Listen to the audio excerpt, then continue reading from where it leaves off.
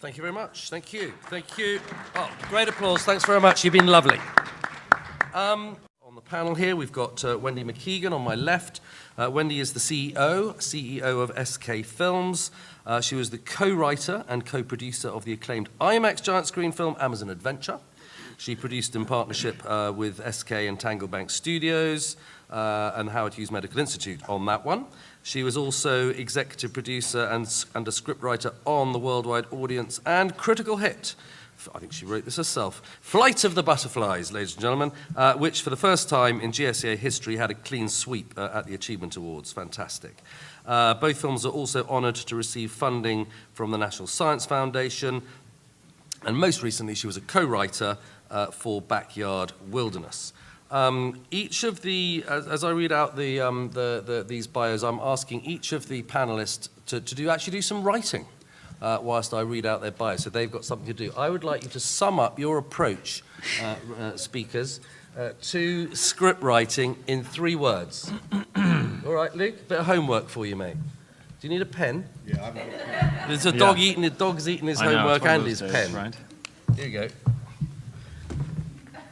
So, who else have we got? We have got Daniel Ferguson. Daniel entered the giant screen industry in 1998 as a producer and distributor for Promesco Communications. We all remember Promesco. He was a line producer on Lost World's Life in the Balance, distributed Wolves, Wildfire Feel the Heat, Bears, and India, Kingdom of the Tiger. He then worked as a co-writer and associate director on Wired to Win, surviving the Tour de France, and was the producer and line producer and script editor on Journey to Mecca, and then creative consultant for McGillivray-Freeman Films.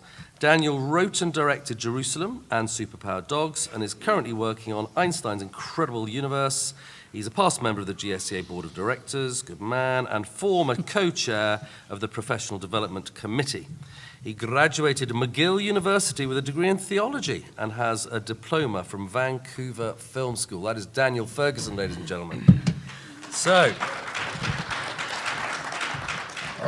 on the far left, we have Luke Cresswell. Luke Cresswell is a self-taught percussionist from Brighton, United Kingdom.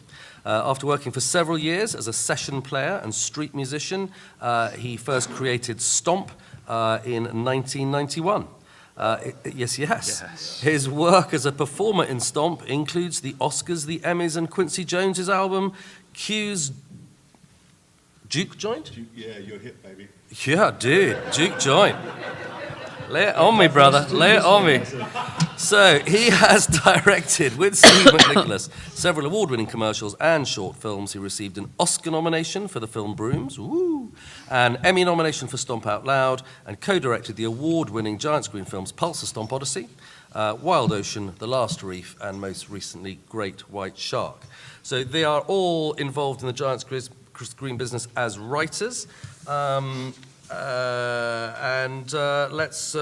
get going with the first question, which I'm going to ask to Wendy. Firstly, if you give me your 3 words, Wendy, what sort of are your 3 words that sum up the idiosyncrasies of writing for the giant screen? Okay, I would say thought-provoking. That's 2. That's 1 word. Excuse Okay. me. Sorry, Cheating. that is 1 That's word, cheating. right? Thought-provoking. Okay. Thought-provoking, inspirational, and informative. Excellent. Thank you very much. So, in your opinion, Wendy, which topics and genres do you think have worked, which ones haven't, and which ones should be considered? Well, I think that, being very simplistic, I would say that space works. Anything above the ground, and water, oceans, under the ground works. And SK has dedicated itself to the trickier areas on land. So, I mean, I'm being very simplistic, but I think that, and it always changes, and it depends on, sometimes we find ourselves in a situation when you see films in development or production where there's a certain subject that is, more done or being handled, approach than others. But I mean, but I think we have to be open to new ideas that really lend themselves to optimizing the giant screen and all the wonderful things about it, right? I don't ever want to see any surgeries on the giant screen. I don't ever want to see cooking shows, reality TV. And That's Luke's slate gone There then. goes those ideas. yeah. Okay. So space and water you think have worked. What do you think hasn't Gen- worked? Well, what hasn't worked? I mean, again, you can't just take the subject matter or the genre. You have to look at all the other things of why perhaps it hasn't done as well as was hoped, and that can be the competition, and it can be that you didn't have a good balance between the visual and the story, that it was maybe too heavy-handed in the narrative. There's lots of reasons. So I don't think you can just throw out the subject matter. It's all those things. It's the beauty of making a giant screen film where all the elements come together and really work. So. And any that you think that have not yet been considered, or is that actually top secret because that's your... That is so top secret, yeah. So she'd have to kill me if she told me. No, so. but I mean, it's like really when you look at it, like even in the decision to go ahead and do Wings, when you get new people that come in and want to have a subject matter that's very near and dear to them, the first thing that we said to Chris Dorsey is we need to test it. So he said, okay, so we went out and we tested it with a group of theaters, and we got some very interesting results.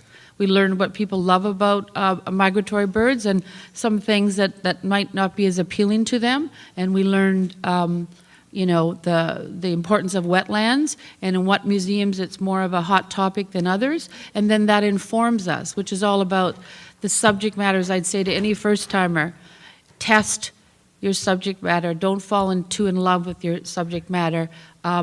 Be prepared to get feedback on your subject matter and adjust I think I'm hearing accordingly. that pretty much any genre works, but whenever you choose your genre or choose your topic, make sure you test it with some of your favorite theaters or people who know what they're doing in the business, and see if that one would work for them. Daniel, I was just going to say, look, I'm going to ask you a specific know what's come question. first. I mean, know what's come before you. There's a lot of illustrious history in this business. If you're making a movie about whales, go and see all the whales movies. That's just a recommendation. Just see what's been done. Because the last thing we want is homogeneity of content. That's going to kill us all. So just make it unique. So with that in mind, making it unique, how do you then make your stories I unique gotta- in terms... I want my 3 words, though. I want my 3 words. Gosh, yes, of course. Well, Sorry. she had 4, so I get 4. That's only fair, Phil. Okay, Luke, you've got to come up with another one now, Luke, otherwise it's not fair. Okay, Daniel's 3 words. Perseverance, distinct, wow, and heart. Okay. Those are the 4 things that need to go into a good giant Only screen those, nothing story else. told. Perfect. So, in terms of, this is like, drilling down into the process of screenplay writing, of story writing. How do you approach characters, stakes, drama, flow of ideas and information? What works for you, and how do you approach it in the way you write your films? Every film is different, totally different. You never do it the same way twice. So it starts from subject, and then everything flows from there. So all these things, again, structure, stakes, character, flow of ideas and information, and what works is not necessarily the same as what worked on the previous film that you did, obviously. Well, give us an example. I'm going to give you a one couple that of you've clear done. examples. So I got to say, first of all, I start every movie as a skeptic. So I just am not convinced that it's going to work on the giant screen. Jerusalem, come on. Really? Like, how many movies have we seen about Jerusalem? Why does that belong on a giant screen? Dogs, you got to be kidding me. I mean, come on. Really? And then I sort of go with that, and I look at how do we design this from the ground up so that it belongs on this screen, that we're delivering on the promise of this screen. Because, when they walk in that theater and they see that screen, you got them. It's all downhill from there. And hopefully we can reverse engineer that. But that's all general stuff. Specifics, research and development. Invest in development. Put that in a line item in your budget. What do I mean by that? I don't just mean a financing package. I mean casting. Get your characters right. Get your ideas right. Go to the locations. Figure out ideas for camera positions that are, you don't see on television. So do you write your documentaries more like dramas? I totally do. Okay. And Wendy knows this because we've worked together. We collaborated on Journey to Mecca, and we sat around that script table. I approach it like a fiction, and this is my own bugaboo. I've talked to, Tony Myers and Stephen Lowe. And I mean, Stephen tells me he doesn't write a word until it's in the editing room. I'm in awe of that. I think that's amazing. Obviously, he knows what he's doing, incredible filmmaker, but I have to script everything. I storyboard everything. Is there a particular package you use for storyboarding and script writing as a professional I use package? Movie Magic budgeting, and I actually write the narration in, and it's, Greg and Sean know this when I was there. It's for me, if it's tightly scripted, then you can improvise, and then the whole crews know what you're after, at least. It's just my own way of working. It doesn't necessarily work for everyone. You can go into the treatment; it's fine. I love, Beavers has 8 minutes of narration. I mean, there's so many different examples of what can work, and we want the economy of language, to be too talky. But I think that begs that sort of gets to the nub of the difference, because you've done a big feature documentary about elephants. So how do you treat on-screen characters either as animals or people differently when you're writing for the giant screen as opposed to the multiplex screen? Again, that's something that's entirely scripted as a fantasy, and then you throw that out when you go into the shooting, and then of course you remake it. You have to listen to your material when you come back in the editing room, because you might have had the world's greatest script, but maybe you didn't get the weather, or you didn't raise the money that you needed to get the behavior or the magic on location, and so you're always remaking your film. And always, I make the film, yes, for myself, but I need to, like Greg said this morning, we got to test these films. And I know Wendy and her team do. When I say test it with kids. Test it with teachers. You'll know when an audience is falling out of a picture, when they're confused or they want more information. That you've got to be connected to that audience somehow throughout the entire process. And one of the things that's really critical for me is I might think that I've got the best structure, stakes, character, flow of ideas and information, but I need to always go back and read my full script because I get lost in sequences. Because then writing is rewriting, of course. Absolutely. And the same thing when you're editing is watch the whole movie as many times as you can, because you might curate the world's best scene, and then when you look at it in the context of the whole film, it might be just one layer of the cake too rich. Excellent food metaphor. Thank you very much. Just after lunch for you. So, Luke, in terms of the three sort of key structures: shooting, editing, and scoring the music for a giant screen film, because you've worked across all media, as we saw there earlier on. How's it different from other media for a giant screen? But actually, I'd like your 4 words first. Is that mic live? Mark? Who's tech person? Is there a switch? Switch on. It's on? It's off? Okay, have that one. It's all good. Thank you, sir. Sorry, what was the question? What are your 4 words? My 3 words. Words. My 3 words are just do it. Just 'Cause do it. I think there's so much talk and so much stuff, and sometimes you just got to do it. You've just got to knuckle down, write the idea down, get the script done, do a board, do however you want to work, but try and get the project out of your head and onto some form, a paper or demo, or there's so many different ways you can do this, and I've done many ways, from scripting, from boarding, to doing mood reels, to doing videos. Whatever you think can get that idea across is what you need to do, but less talk. And once you're in the process of doing it, on the 4 films that you've done, so you've got a lot of experience now in editing and scoring the music and shooting, and you've done other media, how's it specifically different for the giant screen than for the other media you've worked in? I think, I love the giant screen because it's very close to theatre, and I love theatre, and I think it's truly theatrical, giant screen. It's different from a feature film. Feature film has a pace that works from a director, but it also works from the editor, and you're following that editor the way it looks. On a giant screen, you've got time to look at this big screen, and you can draw focus on that screen in the same way you can in theatre. And so, I think that's really magical for a film director. So I think when you're shooting, I think you're trying to have enough, obviously you're going to make shots longer, you can make them wider, because you can choose where you're going to look within that screen. I think it's also then about the pace of that film, because if you want time to look, but if it's too long, it will become slow. So it's really just working, and I agree with Daniel, see as many films as you can, because you'll see the different way things have been done, because there's not really any new way to do anything. There's a different interpretation of something. Your imagination looks at it differently, but someone somewhere has done something similar. Yeah. And editing, we're different because we're musicians, so we're quite selfish in one way and lucky, is that, I'll edit a bit together, then I'll write the music, then I'll change the edit to the music, then I'll change the music to the edit, and I'll just keep doing that. And that's a luxury, because it's quite hard to do that if you're a separate editor or a separate composer. So, but I love that. I mean, that's the bit that I get really excited about, is when you can really start to make this whole thing come together in this immersive theatrical space. So for a first-time person, because you're going to be making one at some point, that'll be number 5 or 6, but if you've never done one before, absolutely spend so much time in the theatres. Take your little notes, your little things, sit behind, wait until people have gone, and spend an extra 5 minutes in that empty space and imagine your film on that big screen. Because that's really one of the huge uniquenesses. It's 80 foot wide, it's 60 foot tall, it's a huge space that you have to fill with your story in one way or another. So spend time in those spaces, not in your room or in the library. Get out and go to see as many films as you possibly can. So thank you very much, Luke. In terms of Wendy, in terms of so to that point, to screen size, to the relationship that the audience has with the film, screen plane, how close they are and how immersive it is. How do you therefore bend your storytelling methods specifically for the giant screen with that media in mind?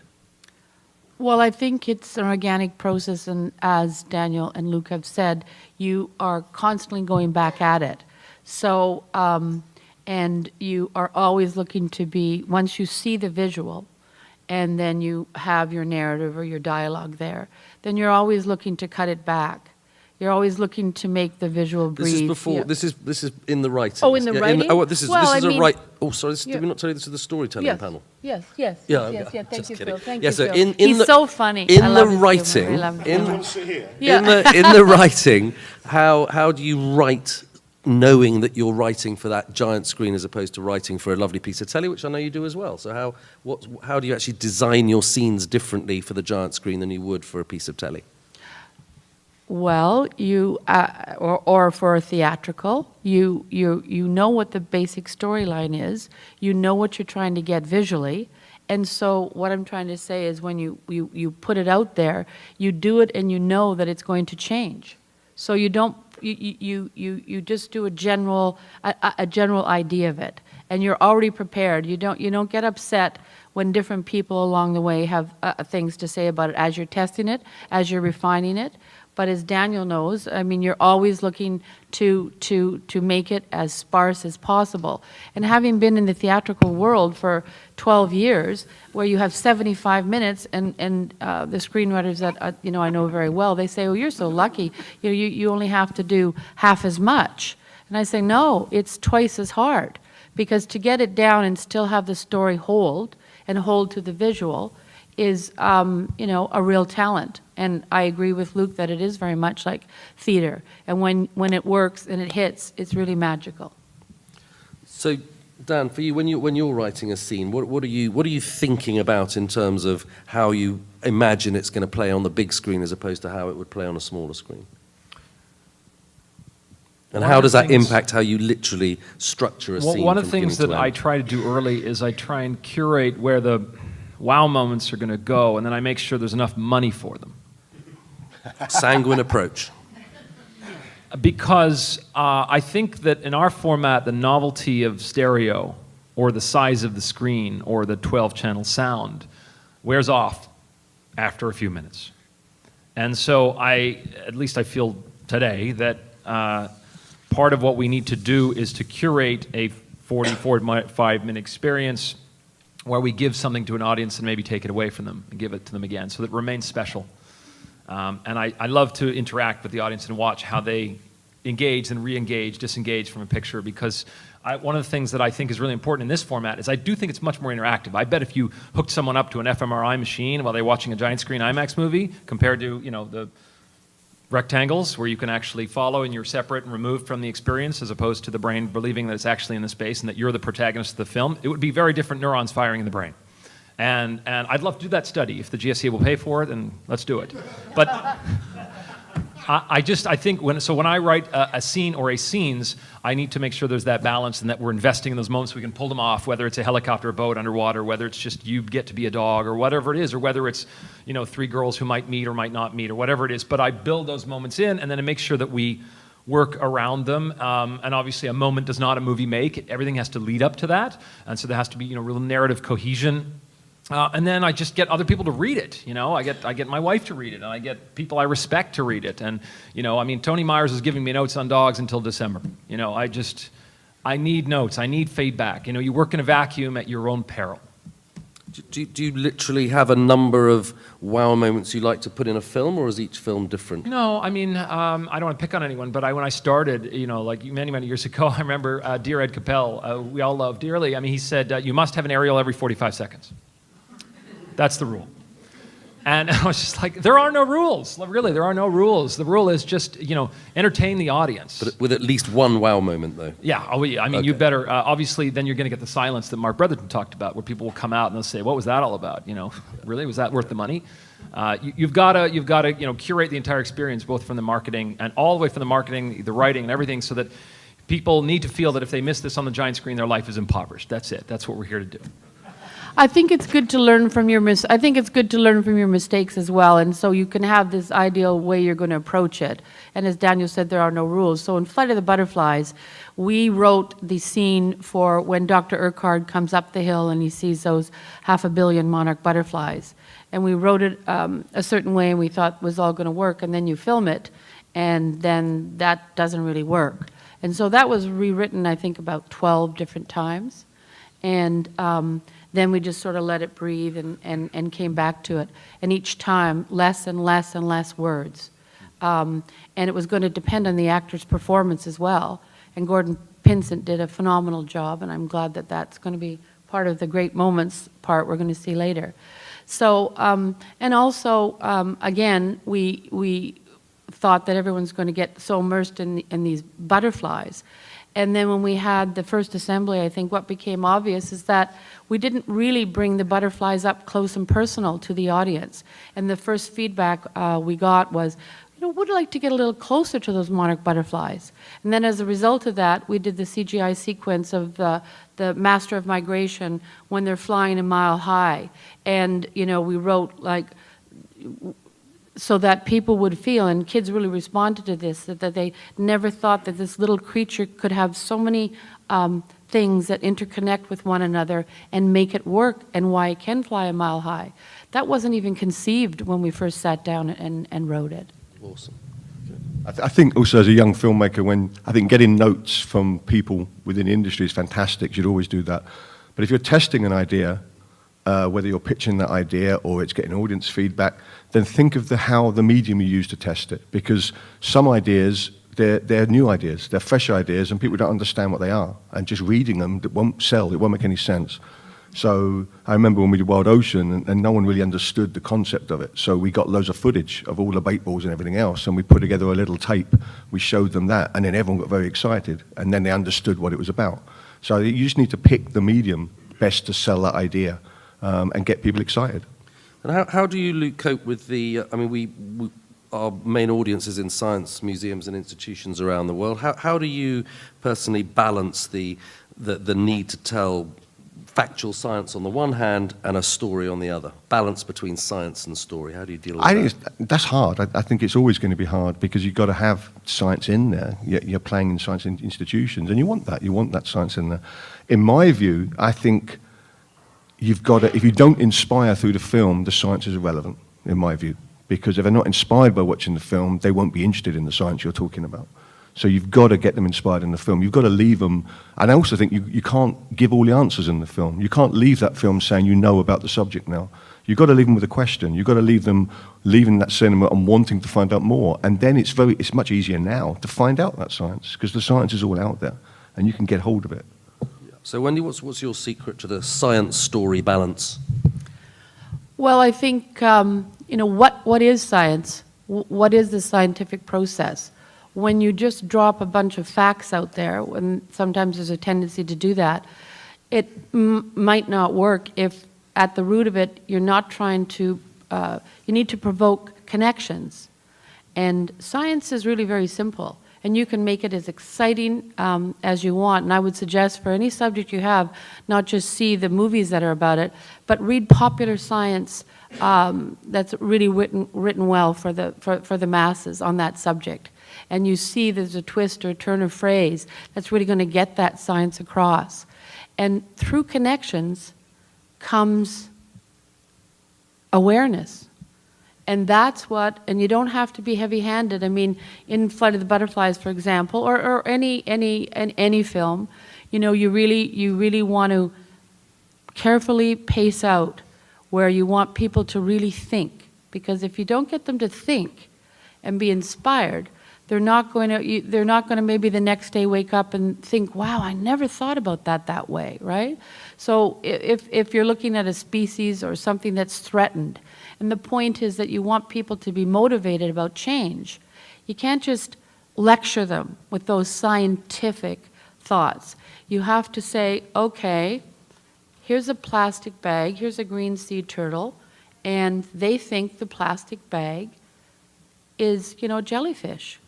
That's all you say. And then that connection is there, and then you move on, and you're in a beautiful place, and you move to the next thought. Or you just say one little thing about the monarch butterflies' habitats being threatened. And so you have to be very careful how you make it interesting. And if you have an adventure story, or in our case with Amazon Adventure and Flight of the Butterflies and Backyard Wilderness, you know, you're bringing discoveries to the screen. And you have a lot of scientists, and you have to become a scientific whisperer. And they say, you must have this in. This is the most fascinating, exciting thing. If you don't have this in your film, Wendy, it's not going to be like a science film. And I say, that thing you just said, with all due respect, is a bit boring, but I think what we can do is we can do it this way and put it into the narrative. So it's always tug and pull on these things. Good. Dan, you're next. Do you want to just pick up on that? Yeah, and then I want to go back to storyboarding. All I want to say is that, I mean, a lot of people in this room who've made these films, I mean, you know that we have this extra luxury that is the immersive nature of the format. We're learning in ways that are just completely non-didactic. You know, so people are absorbing emotion, and they're immersed in the environment, and so the brain is tricked into believing it's being there, and there's so much learning that's done by that. So sometimes how the way you curate the words, is something that Mose Richards said, you know, is that you just gotta get out of the way sometimes of the picture. You know, I look at Sean's Sea Monsters or some of those, and so it's like, think of it as a silent movie first. Make it work as a silent movie.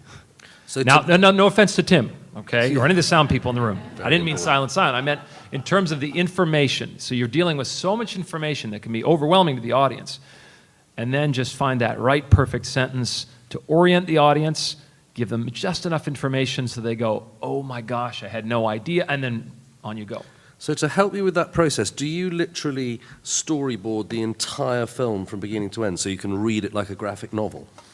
On Superpowered Dogs, yes, I did, because I wanted to make a huge, big, fat superhero summer blockbuster movie starring dogs, and I wanted it to be very stylized and sort of hyper-saturated in terms of, you know, colors and angles and slow motion and everything like that, with a lot of stunt work, and so it needed to be boarded from start to finish, apart from the verite sequences that are just pure doco, you know, like, we don't know what's going to happen, and a lot of the movie is that. But for anything where you've got dogs jumping out of helicopters or boats or whatever, you know, I want every angle. I mean, let's remember, you did this study, you know, I mean, Dogs has, what, 250, 260 shots. Jerusalem had 220. To Fly had how many? Remember? Probably 120. North of Superior had 80 shots. Now, fewer shots a good film does not make, okay? So let's not be dogmatic about this, forgive me. But let's just acknowledge that you're dealing with a finite number of shots, and they all have to count, and they all work together. And that's what I meant before by sort of curating your writing and how you build all these shots together so that they you know, the sum is greater than the whole. But sometimes I wonder, and I think we make better sequences than films. But I want us to come to a point where you know, the entire film can be equally weighted and balanced, and the audience can maybe, sometimes they need a break from whether it's the information or the visual impact or something like that. And maybe it's character, and maybe it's get them back in the stakes. And that's what, you know, on Dogs, I realized that if I was just, say, 4:3 full screen the whole time, there was I don't know, so the experience was lessened, actually, for some reason. I don't know why, but I just found that I needed to give the audience a break, and I needed to change aspect ratio, for example. And I love the ability to do that. I love the ability to just shrink something down, small, intimate, it belonged, it was a puppy, whatever, and then boom, back out. And I just think continually challenging that, and so the audience is rediscovering as they're going. But it's just sort of a continual learning process, all based on the story you're trying to tell and the subject you're dealing with. Just picking up on that shot count thing, you're absolutely right. So things like Jerusalem was 158, Flight of the Butterflies 209. And what the knock-on effect of that is that each shot is in the film is therefore at least 10 seconds, sometimes 14 seconds. So Luke, do you therefore storyboard the film to see what 200-300 shots looks like? Because of course, if a shot's 14 seconds long, you've almost got time to tell a sequence within a shot. How does that work for you? I'm not that anal. I don't count anything really. Yeah. Just We are both clearly you just look very at the anal shots on and this side edit of the and make the best film you can make from the shots you've got. You know. Remind me not to invite you. I'm on lucky if another I've got the panel. shots in the first place. It was your panel, and you wanted me to do it for you. I remember now. I actually think for us, one of the... We'll answer the storyboard question then, because do you Alright, storyboard a film all the way I love from the beginning? storyboarding, and I do storyboard. Not so much. I do for the IMAX sort of large format films. I storyboard more at the beginning of an idea, and it's more to get a mood of the film, and it's more for me so I can really look at it and look at color and look at the flow of it and see, is this a film that I think would work? And I try and imagine it.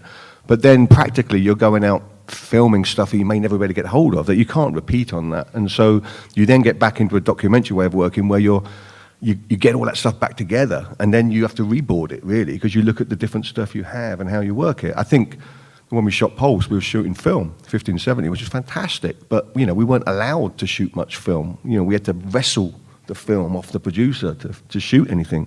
So literally, it's like one more take. So you really learn how to get the best shots you could get out of it, and I think that was great. And then the opposite side with digital, you can shoot till the cows come home, which is also great. Just takes longer to look at everything. I don't think there's any rule.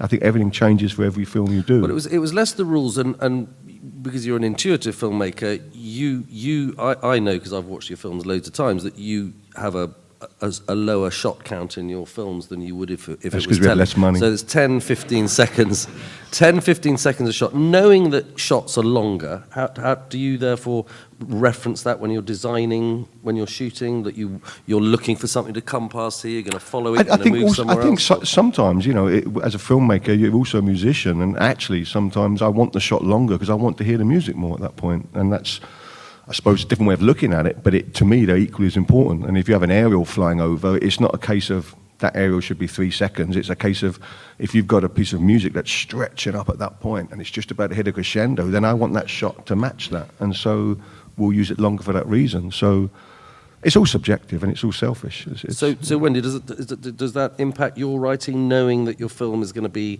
cut slower and people are going to be looking around a lot more, and does that impact the way you write Well, and tell stories? Daniel and Luke are speaking a little bit as both writers and directors, okay? So their process is a little bit different than mine. But when I'm working with, a writer/director like Mike Slee, for example, then that storyboarding, the process they're talking about, and then coming back again, I rely more on the director to do that, right? So, and I'm sure on Backyard Wilderness, with Andy and Susan, they have that process. But for me, then, I'm looking at it as a creative producer, budget, audience, testing, and then going back at the writing or the story editing in that sense. So it was a great collaboration with Mike because he brought those skills to me, to what these guys have, and being both writers and directors. So your last two films, Wendy, that were able to be classic stories in that you had characters, people with goals, obstacles, Yes.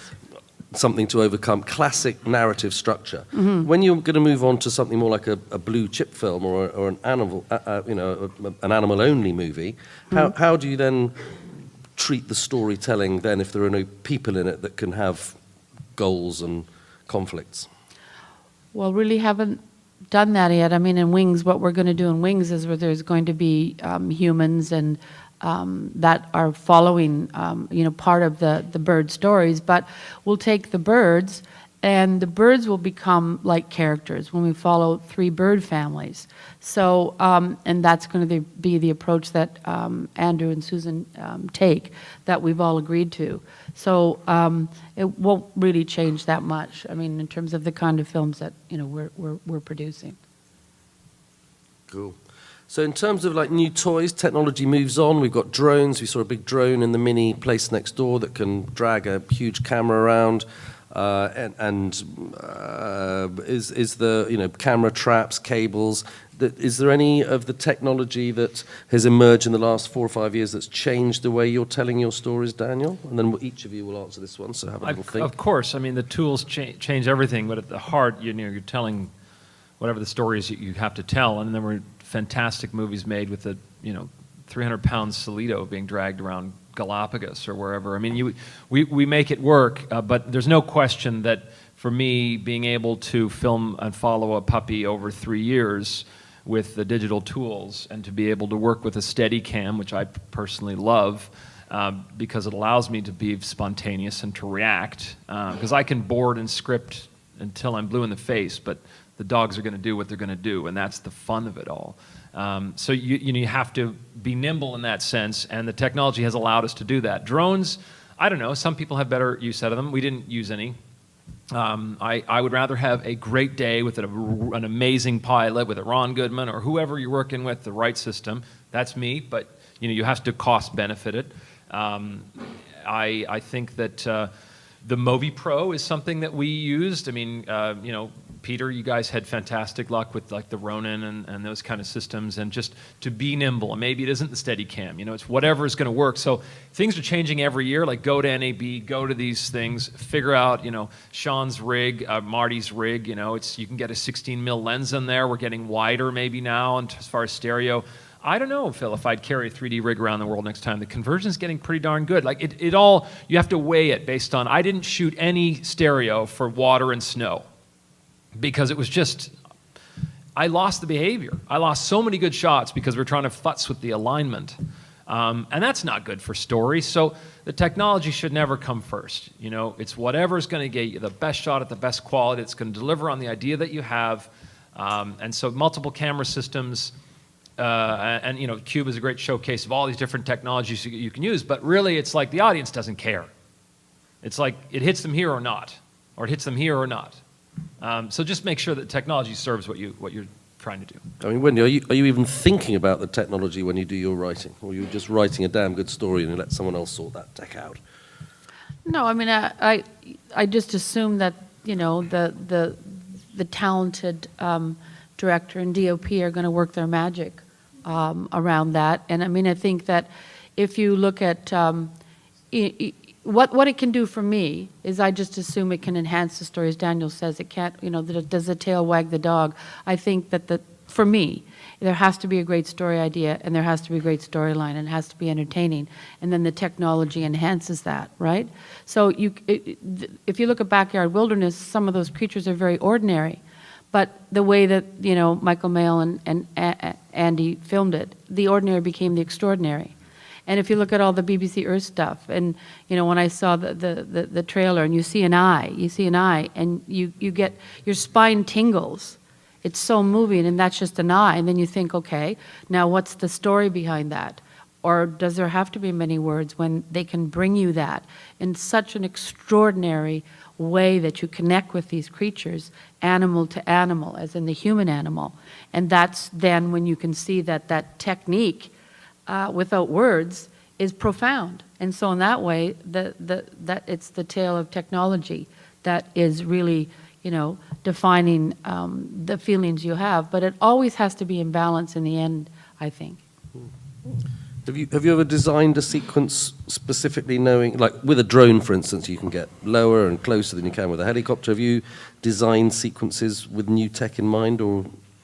Sometimes. I think I agree with everything that's just been said, really. I think what's so good about technology is that it just opens up the imagination more. You can think of ideas that you couldn't do 10 years ago because you couldn't, you can't move the huge cameras, or you can't, the weight of getting them in and out of places, or I was talking to Andrew earlier, and he was talking about there was a shot, what was it, from where the Steadicam walks onto the crane and lifts up, and things like that are very rarely done in IMAX just because it's so hard, and now drones are taking over from those things. So, no, I think it's open. I think I love it. I think the more you can do, the better. I was just going to say, too, and one of the things that I think this came from earlier that we do really well is multi-act shots. And what I mean by that is, you think that the shot is about this, you're in Baja, you're flying down, you see these huge pinnacles, and there, oh my gosh, she's climbing, it's Araceli, she's introduced in Everest. I mean, you're flying over Moab, and you meet these cyclists or whatever, so that the shot lasts and it justifies its duration. It's not just long for the sake of long, so you put him to sleep, but it has multiple acts in it. I gave 2 examples of aerials, but on Jerusalem, one of the things I quickly realized is that every time you think you understand that city, it slips out of your fingers. And so you might see a procession and you go, are they Jews, Christians? I have no idea what they are. So part of what we tried to do is to actually have these, 3-act shots where it starts here and then it moves over, and I thought the shot was taking me here, but in fact, you're always keeping the audience on their toes. And we've done it from the very beginning of large format. And in another medium, in another medium, those might have been cuts rather. Oh, they'd than... be totally cut. I mean, okay, I've cool. seen Thank examples. you. We've all seen examples where a film's been completely massacred in post because someone said, "Cut it faster," And the great rule is, of course, if it feels right on the small screen, it's probably too fast on the big screen. And if it feels fast on, then it's probably really fast. So. And there's no rules. Again, I don't want to say like every shot's got to be this, but just build dynamics. Don't bore them. I mean, you can have a bunch of really short shots. It's fine if it justifies that. There's, again, no rules, but build dynamics with your sound and build dynamics with your images. Go really quiet, and have the audience lean forward. Silence is such a powerful tool. Tim's nodding, so Tim, you're out of a job, but... No, that's what they're coming for. They're coming for the big, it's a Broadway show and an exhibit and a magic trick all at once. It's not just a movie. We're doing something bigger than a movie. Good, I think so. I mean, have any of you got any opinions as to that it's a magic show? Are there any? I mean, you don't want to tell us what topics you think will work brilliantly because that's the next film you want to make. But is the we've got science and nature dominating. Is there anything that you think, any of you three, that you think, I tell you what, this industry needs a film about? I think there's loads of ideas I'd love to do for the industry, but they more than likely won't get made because they're not easy to sell. So you end up, I think that's always the hardest thing. I think everyone always wants a new topic and a new subject, which I know everyone wants that. But then if it's hard to sell, nobody wants to take it. So you end up making a film that no one will show, which is no point. I've got loads of ideas for films you won't show. Well, I just lost 3 of them earlier. But Wendy? Well, if you look what's happening in conventional broadcast and theatrical, there's a lot of remakes being made. So I think sometimes, you can go back to some of the films that have been made, and it's maybe not the exact same idea, but you could have a slightly different twist on it. I mean, now it's great that we're able to look at the possibility, whereas before, talking too much about making changes to the environment or the environment being threatened, for example. Now, thanks to millennials and others, and just education, people are more inclined towards that, particularly if there's great, innovations and for action that, you can make change and whatever. So I think you could go back to some of those and then just bring it alive in this way, again, very carefully paced out, so it remains entertaining and not too heavy for the audience, and it brings curiosity and thought-provoking, that you could go back to some of those subject matters. And now that you have new technology to bring the ordinary in extraordinary ways, then I think that's also worth considering. And maybe for a first-timer to go at, a subject that's been tried before in a different way. Mm-hmm. Danny? I don't know if I know what works. It's changing. Every year it changes. We got to take the temperature all the time as far as what works. All I know is people don't want to see the same thing again and again. That's true. They want to see new things. They want to see new treatments. Again, we have all these new tools, but we have something that's special. Like our canvas is completely unique. So whether it's you guys did bugs and we need to challenge the audience. We need the audience to feel like every time they came, they got their money's worth, and they can see something that they can only get at our venues. So whatever it is, just whatever your idea is, Just find the anti-TV aspect of it. What I mean is just find what justifies that treatment, and it's not just big. That's way too simplistic. You know, because there was this trend that like big things make great films, and yes, they probably do, and it's a good place to start. But it's all in the sort of the building of all of the story and elements in curating these moments and understanding how the whole sound and interaction and what the package is. So, I mean, I think it's proof that anything works. I never thought Dogs could work. I mean, I didn't think Jerusalem could work either. You know, I didn't want to do either of those films. I'll be totally honest, because I couldn't find the hook. You know, when I was asked to do Jerusalem, I said, okay, well, I need 3 months to read about the subject before I set foot in that city, because if I'm going to do this, I mean, I'm going to do something that it's never been done before, and that people can go, oh gosh, I saw it a million times on television, but never like that. And that's what we have to treat every subject, whatever it is, whether we can, you know, because everyone wants to go to space. I'd go to any space film, but what's different about this, and what's going to get people talking, and what's going to make it an event? I know those sound like generalities, but I think they're as true as at the beginning of the format as they are today. I've got one more thing I just want to ask Daniel, and then we'll throw it open to questions. So do we have mics ready for questions? Daniel, at what point in the writing process of Superpowered Dogs did you come up with the idea of threading through Halo as a puppy to yes or no being accepted into the fire service? That was from the very beginning, actually, Phil, was I needed narrative unity. I mean, otherwise it's just episodic. Like, I don't like anthology episodic films.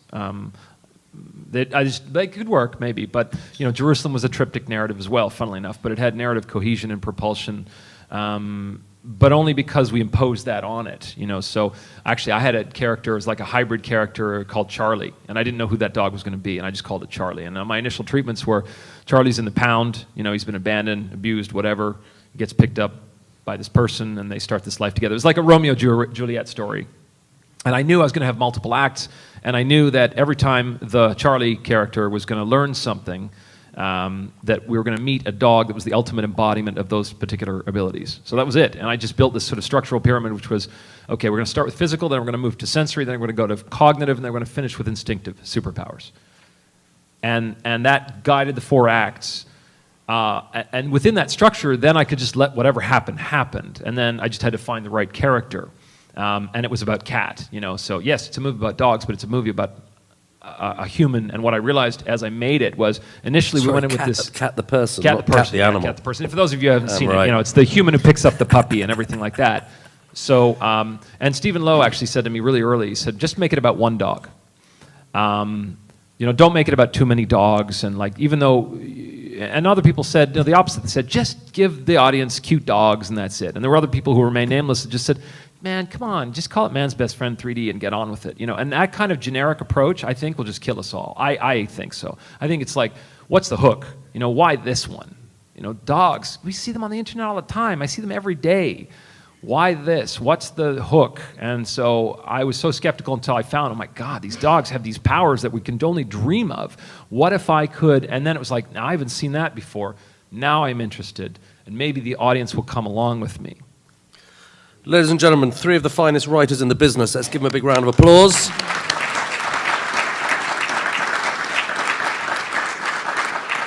So particularly welcoming questions from first-timers, those who are about to embark on a treatment or a script. Fire away. If you could use the microphone, please, that will save having to repeat the question. Or we can all go for a cup of tea. There we go. First timer. Maybe first time writer. Yeah. We on. This is particularly comes back to what Wendy was talking about test. I wanted to share a story about first-time filmmakers I worked with. It was Kim and Melissa on Space Junk. And they, which was, you know, by the end of it, they're really handsome and well-done film. They sent out their early cuts to a number of theaters, and they received their comments. And I will tell you that one, you know, sort of very big theater sent not disparaging notes, but lacerating notes. So negative that they almost gave up the project. Yeah. So I just wondered, you know, if you can address how you deal with the critiques and how you sort of sort them out as they come in. think that's a huge point. And it's not that they don't like the film, it's just that they don't get the idea. And some people just don't get the idea. And it's, you can test a film about elephants, you can test a film about lions. But if I remember when we did last week, it was about ocean acidification, and no one really got that at the time. And if we'd have tested that film, we wouldn't have made it. But we didn't bother to test it because we're stupid, and we made it anyway. As Don knows. I would just say that, it's difficult when you get that kind of feedback. It's the manner in which sometimes it's given. Everyone's a filmmaker, everyone's a story writer, everyone's, So what I say to first-timers and taught some of this stuff in the theatrical world was it's the consistency of the coverage. And so as Daniel says, it doesn't matter you start with, your loved ones who might be a little kinder or not, and you go all the way through to getting to distributor. They're going to give you feedback, thank you very much, And then you go to the funders, and if they're an organization to science literacy, they have a lot to say. And you have to learn to negotiate between this feedback that you're constantly going with. And you can tell the filmmakers that can't take that feedback. They can't take it. They just want to pretend that, that they don't need it, and they're going to go be true to their vision. But what I would argue is that when you can take it and absorb it and the consistency of it, you will end up with a stronger project. You will end up with a stronger story. You'll make that thing even better. And you won't go very far from your original vision. You won't. Because it is R&D, and it is a product ultimately in the end.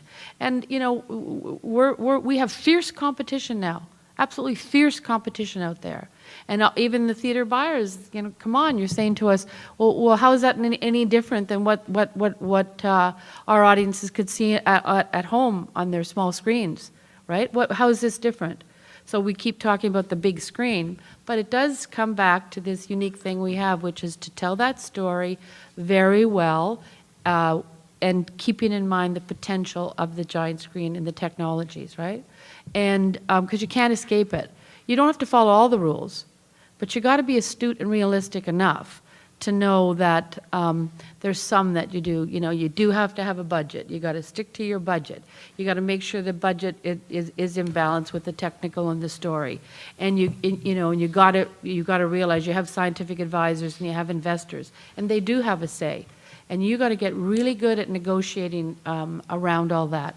But it'll make your product better. That's my view. Just be careful, though. That's it. Yeah. I mean, just. Well, have you had any lacerating feedback that made you course. change the film for the worse? No, but made you change the film for the worse. Because the other thing, you get all this feedback doesn't necessarily mean it's right. Yeah, exactly. And if you do it, suddenly you're thinking, well, it's no longer my film now. So whose film is it? And maybe that person should have written it right in the first place, so it's coherent. Because if you're not careful, you can turn a great movie into a marginal movie. That's the thing. Is just don't give too much credence to a single voice. Look for consensus. That was said before. I'll give you one example. Jake Eberts, rest in peace, who was executive producer on Journey to Mecca and Jerusalem. He was a mentor of mine, and I have utmost respect for him. He produced Gandhi and Chariots of Fire and Dances with Wolves and Driving Miss Daisy, and had a few Oscars to his name. You listen to a guy like that, and he said, Daniel, you're an idiot if you do not film those three girls meeting and having a conversation at the end of Jerusalem. So, oh gosh, Jake's telling me okay, I got to do this. I don't want them to actually meet, but Jake tells me to do it. So let's do it. Let's try it out. So I brought the three girls together, and they had this intriguing, but ultimately very banal conversation about, oh, you wear jeans. I thought you had to wear the headscarf and everything. Like, good for behind the scenes, but, it's not for the format. It's very talky, and the three girls hated it. They just hated it, and I hated it. If I'd listened to my executive producer, who I hold in high esteem, who's made some of the greatest films of our time, I think the film would have been worse for it. I really do. So, that was a case where I said, I'm sorry, but I'm going to go with this. I think it's more authentic. I think it's more true to the audience, and you can find your own ending. I mean, there's some people who think those girls meet, and some people think they don't, and that's what's good. Ambiguity. I like that, and sometimes we don't have enough of that. And you spoke to we're not there to answer everything. We're there to just provoke questions and get people curious, and they want to go out and then become an expert on the subject or whatever it is. So I just think be careful in terms of giving loud voices a lot more weight than they deserve.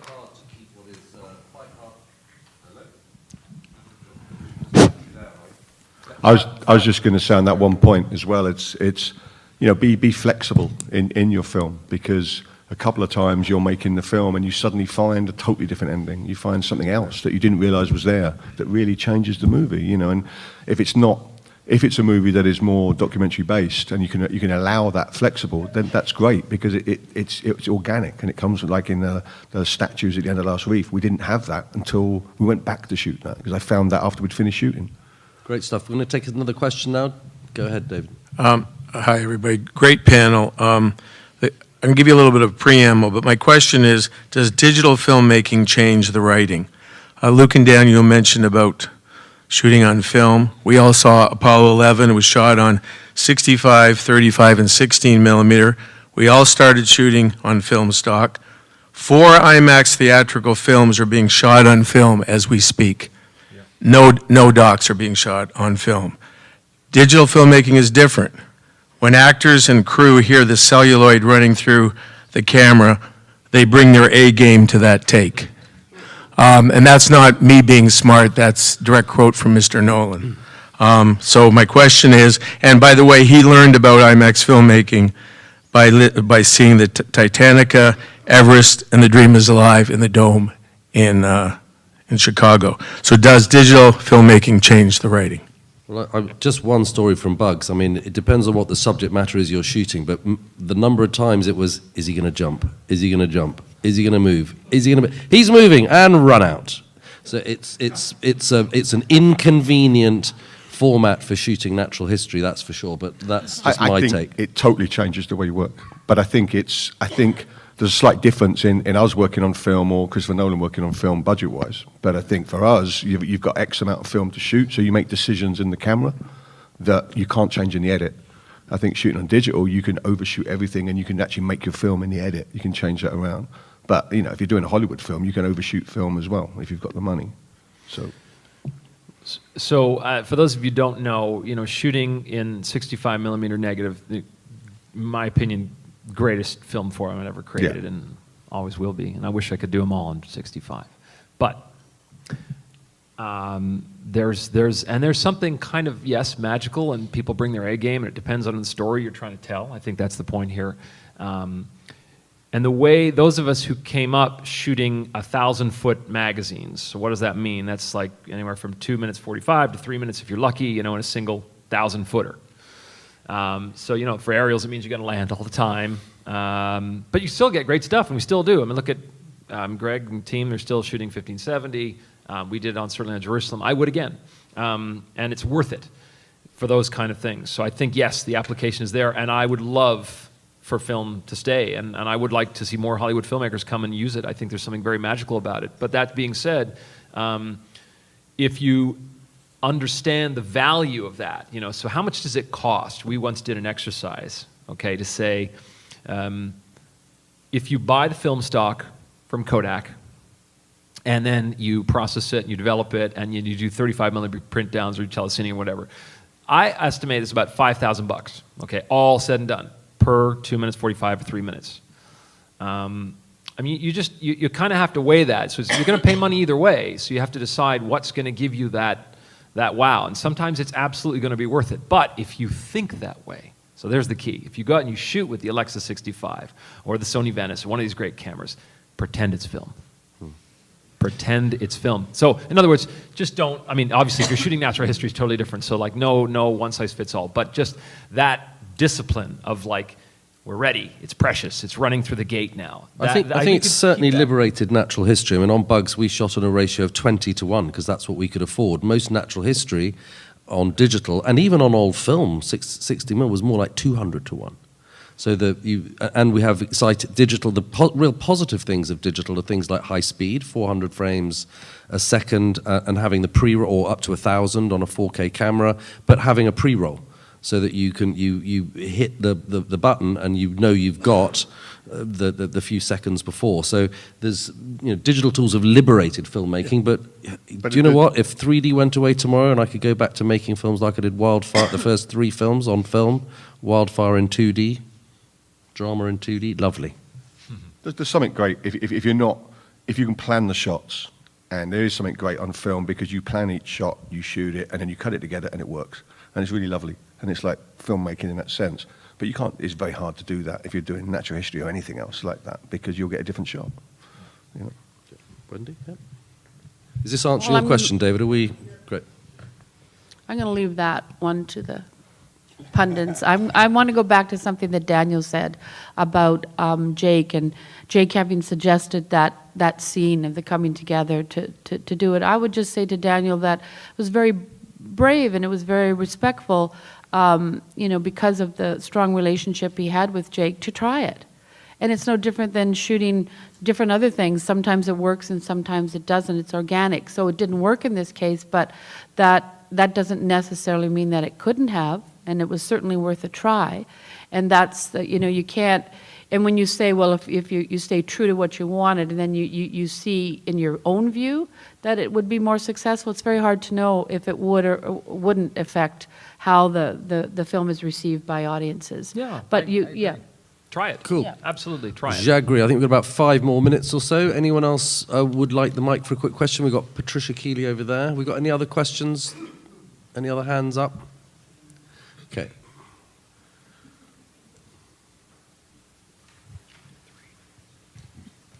Thank you, Kelly.